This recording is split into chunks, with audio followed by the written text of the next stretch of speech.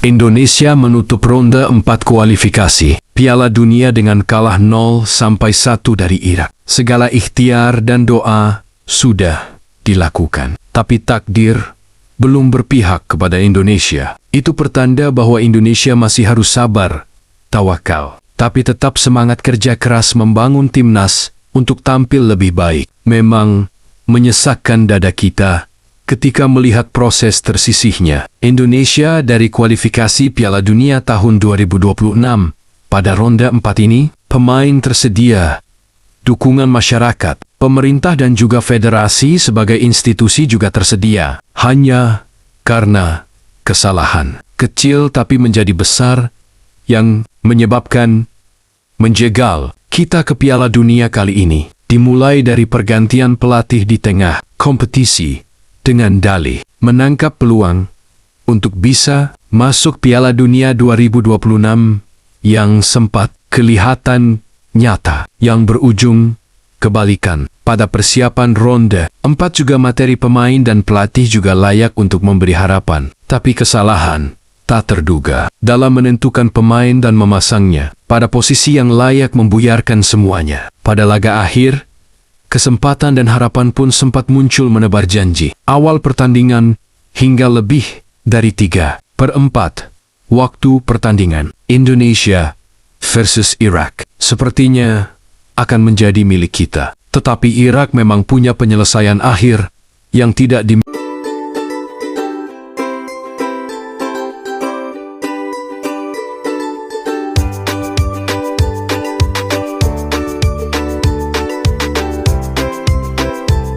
Irak bernasib baik karena penyelesaian akhir yang mereka miliki. Padahal dari aspek penguasaan bola dan jumlah peluang adalah Indonesia jauh di atas Irak. Akhirnya, Indonesia kembali harus bersabar. Bersabar, tetapi disertai dengan semangat berbenah dan semangat membangun. Karena kita memiliki yang kita butuhkan. Pemain tersedia, tinggal mematangkan dengan tetap membina pemain lokal, menaturalisasi keturunan, dan menampilkan membedakan lokal maupun keturunan. Kita punya banyak modal dan kesempatan, tinggal memprosesnya menjadi kenyataan.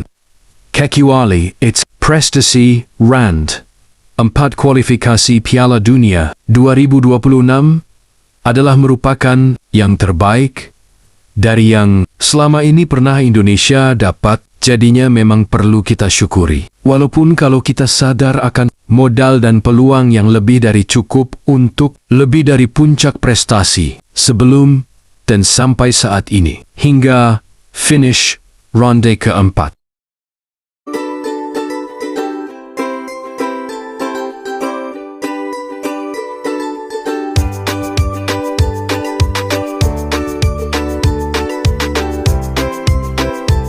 Nasib lolos ke Piala Dunia lagi hidup mati bagi Indonesia melawan Irak Minggu dini hari 12 Oktober tahun 2025. Indonesia datang ke laga ini setelah kalah 2-3 dari Arab Saudi, sehingga peluang lolos, apalagi lolos, langsung sangat sulit kalau tidak meraih kemenangan atas Irak. Bila kalah lagi atau seri pun, maka asal lolos ke putaran akhir atau playoff akan sangat tipis, bahkan tertutup. Menang pun belum tentu cukup, tergantung selisih gol, hasil pertandingan Saudi versus Irak, dan faktor lainnya.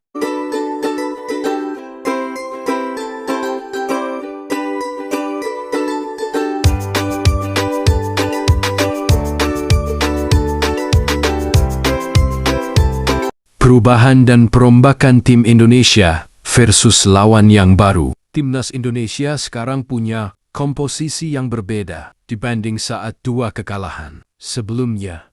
Melawan Irak, ada pemain naturalisasi dan pemain dari klub Eropa atau luar negeri yang memberi warna baru. Pelatih Patrick Kluivert memilih tidak membocorkan strategi yang akan digunakan karena takut lawan melakukan antisipasi. Indonesia kemungkinan besar akan memperbaiki kelemahan di lini penyerangan terbuka. Sebelumnya, banyak gol lewat penalti dan memaksimalkan kemampuan sayap atau serangan cepat.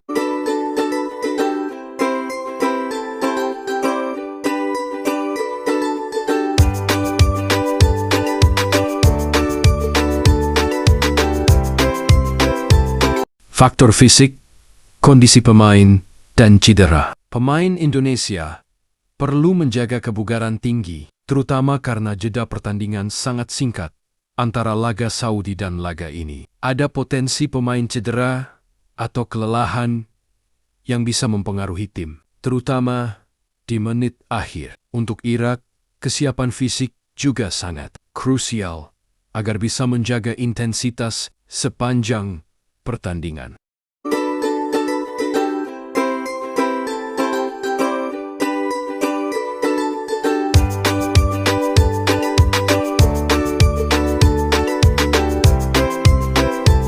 Aspek non-teknis, dukungan supporter, tekanan media, dan narasi nasional. Dukungan dari supporter Indonesia sangat besar, dan masyarakat menunggu keajaiban bangkit untuk menjaga harapan nasional. Media akan membesar-besarkan cerita timnas bangkit atau akhir perjalanan. Jika kalah, beban narasi sangat tinggi di pundak pemain. Ada juga perhatian luas soal perkembangan sepak bola Indonesia pasca tragedi Kanjuruhan 3 tahun lalu. Ini bisa menjadi momen penting kalau Indonesia berhasil melakukan lompatan prestasi lagi.